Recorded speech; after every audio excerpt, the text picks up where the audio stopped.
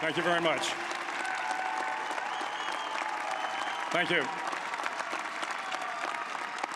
Well, thank you, President Powers, Provost Fenves, deans, members of the faculty, family and friends, and most importantly, the class of 2014. It is indeed an honor for me to be here tonight. It's been almost 37 years to the day that I graduated from UT. I remember a lot of things about that day. I remember I had a throbbing headache from a party the night before.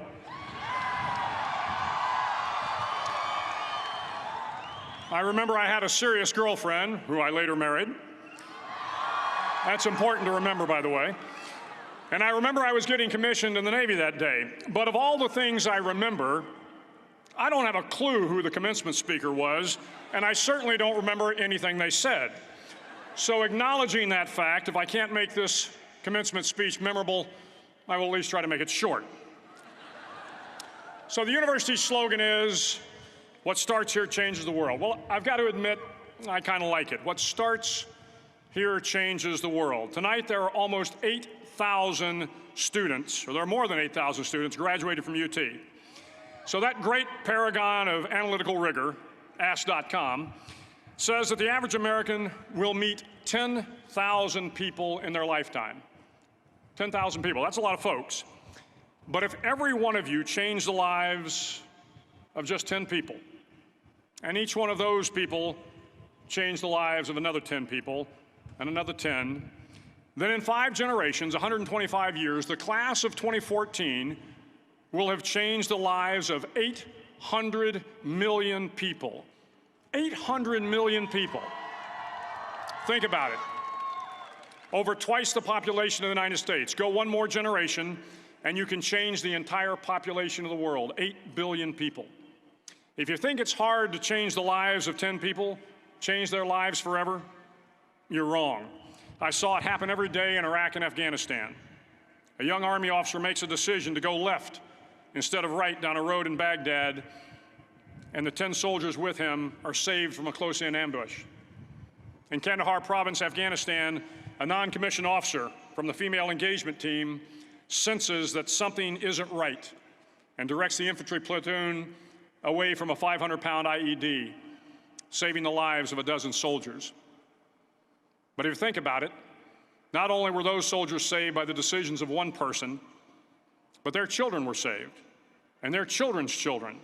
Generations were saved by one decision, one person. But changing the world can happen anywhere, and anyone can do it. So what starts here can indeed change the world. But the question is, what will the world look like after you change it? Well, I'm confident that it will look much, much better. But if you'll humor this old sailor for just a moment, I have a few suggestions that may help you on your way to a better world. And while these lessons were learned during my time in the military, I can assure you that it matters not whether you ever served a day in uniform. It matters not your gender, your ethnic or religious background, your orientation, or your social status. Our struggles in this world are similar, and the lessons to overcome those struggles and to move forward, changing ourselves and changing the world around us, will apply equally to all.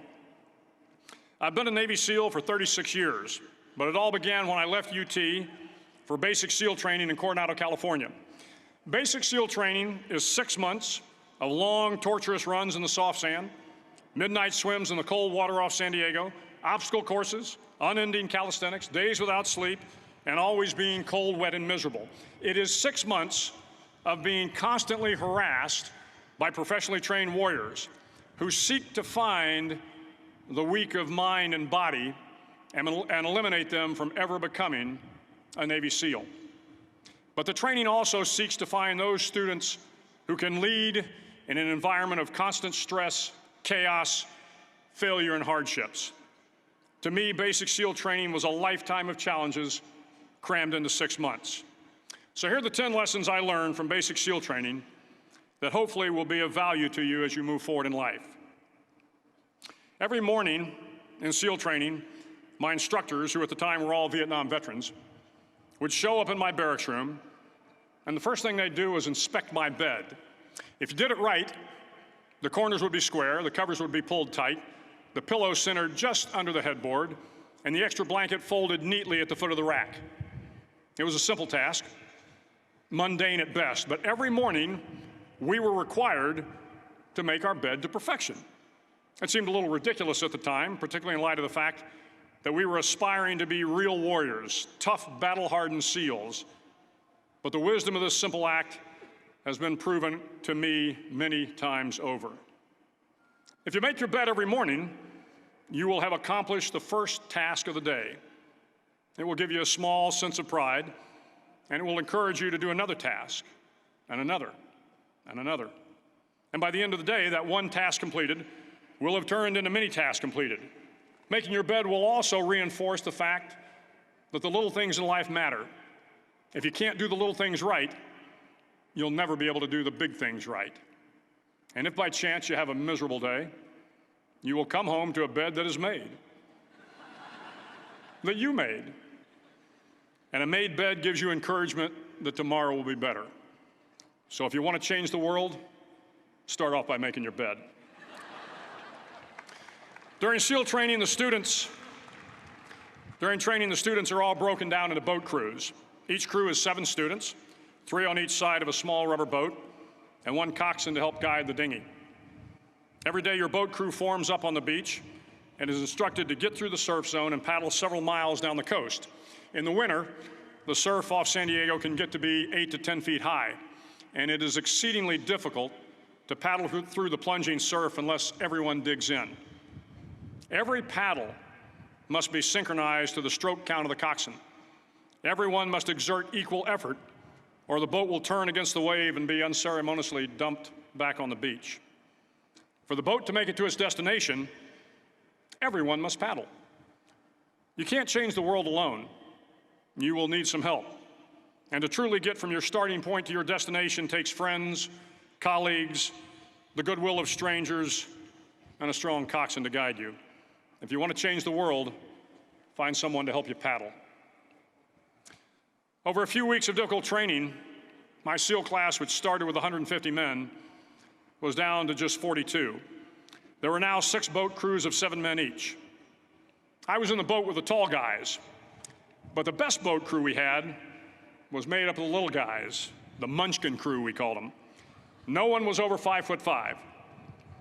The Munchkin boat crew had 1 American Indian, 1 African American, 1 Polish American, 1 Greek American, 1 Italian American, and 2 tough kids from the Midwest. They out-paddled, outran, and outswam all the other boat crews. The big men in the other boat crews would always make good-natured fun of the tiny little flippers the Munchkins put on their tiny little feet prior to every swim. But somehow these little guys from every corner of the nation and the world always had the last laugh, swimming faster than everyone and reaching the shore long before the rest of us. SEAL training was a great equalizer. Nothing mattered but your will to succeed, not your color, not your ethnic background, not your education, not your social status. If you want to change the world, measure a person by the size of their heart, not by the size of their flippers. Several times a week, the instructors would line up the class and do a uniform inspection. It was exceptionally thorough. Your hat had to be perfectly starched, your uniform immaculately pressed, your belt buckle shiny and void of any smudges. But it seemed that no matter how much effort you put into starching your hat or pressing your uniform or polishing your belt buckle, it just wasn't good enough. The instructors would find something wrong. For failing the uniform inspection, the student had to run, fully clothed, into the surf zone, then wet from head to toe, roll around on the beach until every part of your body was covered with sand. The effect was known as a sugar cookie. You stayed in the uniform the rest of the day, cold, wet, and sandy. There were many a student who just couldn't accept the fact that all their efforts were in vain, that no matter how hard they tried to get the uniform right, it went unappreciated. Those students didn't make it through training. Those students didn't understand the purpose of the drill. You were never going to succeed. You were never going to have a perfect uniform. The instructors weren't going to allow it. Sometimes, no matter how well you prepare or how well you perform, you still end up as a sugar cookie. It's just the way life is sometimes. If you want to change the world, get over being a sugar cookie and keep moving forward. Every day during training, you were challenged with multiple physical events: long runs, long swims, obstacle courses, hours of calisthenics, something designed to test your mettle. Every event had standards, times you had to meet. If you failed to meet those times, those standards, your name was posted on a list, and at the end of the day, those on the list were invited to a circus. A circus was 2 hours of additional calisthenics, designed to wear you down, to break your spirit, to force you to quit. No one wanted a circus. A circus meant that for that day, you didn't measure up. A circus meant more fatigue, and more fatigue meant that the following day would be more difficult, and more circuses were likely. But at some time during SEAL training, everyone made the circus list. But an interesting thing happened to those who were constantly on the list. Over time, those students who did 2 hours of extra calisthenics got stronger and stronger. The pain of the circuses built inner strength and physical resiliency. Life is filled with circuses. You will fail. You will likely fail often. It will be painful. It will be discouraging. At times, it will test you to your very core.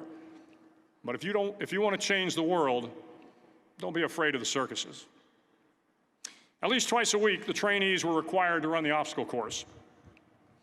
The obstacle course contained 25 obstacles, including a 10-foot wall, a 30-foot cargo net, a barbed wire crawl, to name a few. But the most challenging obstacle was the slide for life.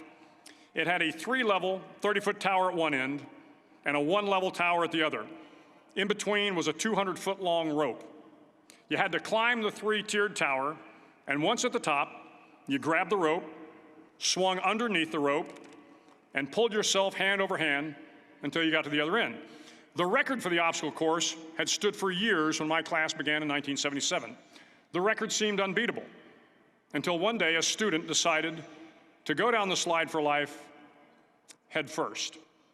Instead of swinging his body underneath the rope and inching his way down, he bravely mounted the top of the rope and thrust himself forward. It was a dangerous move, seemingly foolish and fraught with risk. Failure could mean injury and being dropped from the course. Without hesitation, the student slid down the rope perilously fast. Instead of several minutes, it only took him half that time. And by the end of the course, he had broken the record. If you want to change the world, sometimes you have to slide down the obstacles head first. During the land warfare phase of training, the students are flown out to San Clemente Island, which lies off the coast of San Diego. The waters off San Clemente are a breeding ground for the great white sharks. To pass SEAL training, there are a series of long swims that must be completed. One is the night swim. Before the swim, the instructors joyfully brief the students on all the species of sharks that inhabit the waters off San Clemente. They assure you, however, that no student has ever been eaten by a shark, at least not that they can remember. But you are also taught that if a shark begins to circle your position, stand your ground.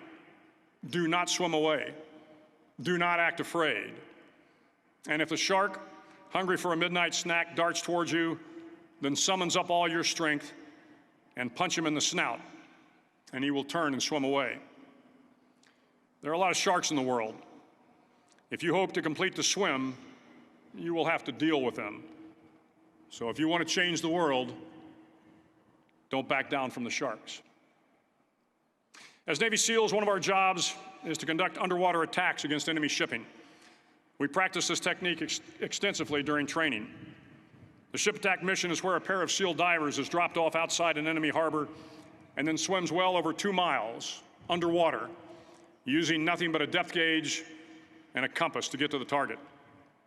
During the entire swim, even well below the surface, there is some light that comes through. It is comforting to know that there is open water above you. But as you approach the ship, which is tied to a pier, the light begins to fade. The steel structure of the ship blocks the moonlight. It blocks the surrounding street lamps. It blocks all ambient light. To be successful in your mission, you have to swim under the ship and find the keel, the center line, and the deepest part of the ship. This is your objective. But the keel is also the darkest part of the ship, where you cannot see your hand in front of your face, where the noise from the ship's machinery is deafening, and where it gets to be easily disoriented, and you can fail. Every SEAL knows that under the keel, at that darkest moment of the mission, is a time when you need to be calm, when you must be calm, when you must be composed, when all your tactical skills, your physical power, and your inner strength must be brought to bear. If you want to change the world, you must be your very best in the darkest moments. The 9th week of training is referred to as Hell Week. It is 6 days of no sleep, constant physical and mental harassment, and one special day at the Mud Flats. The Mud Flats are an area between San Diego and Tijuana where the water runs off and creates the Tijuana Sloughs, a swampy patch of terrain where the mud will engulf you. It is on Wednesday of Hell Week that you paddle down to the Mud Flats and spend the next 15 hours trying to survive this freezing cold, the howling wind, and the incessant pressure to quit from the instructors. As the sun began to set that Wednesday evening, my training class, having committed some egregious infraction of the rules, was ordered into the mud. The mud consumed each man till there was nothing visible but our heads. The instructors told us we could leave the mud if only 5 men would quit. Only 5 men, just 5 men, and we could get out of the oppressive cold. Looking around the mud flat, it was apparent that some students were about to give up. It was still over 8 hours till the sun came up. 8 more hours of bone-chilling cold.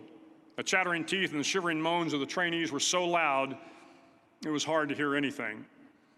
And then one voice began to echo through the night. One voice raised in song. The song was terribly out of tune, but sung with great enthusiasm. One voice became 2, and 2 became 3, and before long, everyone in the class was singing. The instructors threatened us with more time in the mud if we kept up the singing, but the singing persisted. And somehow the mud seemed a little warmer, and the wind a little tamer, and the dawn not so far away. If I have learned anything in my time traveling the world, it is the power of hope. The power of one person, a Washington, a Lincoln, King, Mandela, and even a young girl from Pakistan, Malala. One person can change the world by giving people hope. So if you want to change the world, start singing when you're up to your neck in mud. Finally, in SEAL training, there's a bell. A brass bell that hangs in the center of the compound for all the students to see.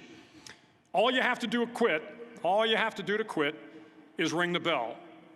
Ring the bell, and you no longer have to wake up at 5 o'clock. Ring the bell, and you no longer have to be in the freezing cold swims. Ring the bell, and you no longer have to do the runs, the obstacle course, the PT, and you no longer have to endure the hardships of training. All you have to do is ring the bell to get out. If you want to change the world, don't ever, ever ring the bell. To the class of 2014, you are moments away from graduating, moments away from beginning your journey through life, moments away from starting to change the world for the better. It will not be easy, but you are the class of 2014, the class that can affect the lives of 800 million people in the next century. Start each day with a task completed. Find someone to help you through life. Respect everyone. Know that life is not fair and that you will fail often. But if you take some risks, step up when the times are the toughest, face down the bullies, lift up the downtrodden, and never, ever give up. If you do these things, the next generation and the generations that follow will live in a world far better than the one we have today. And what started here will indeed have changed the world for the better. Thank you very much. Hook 'em horns.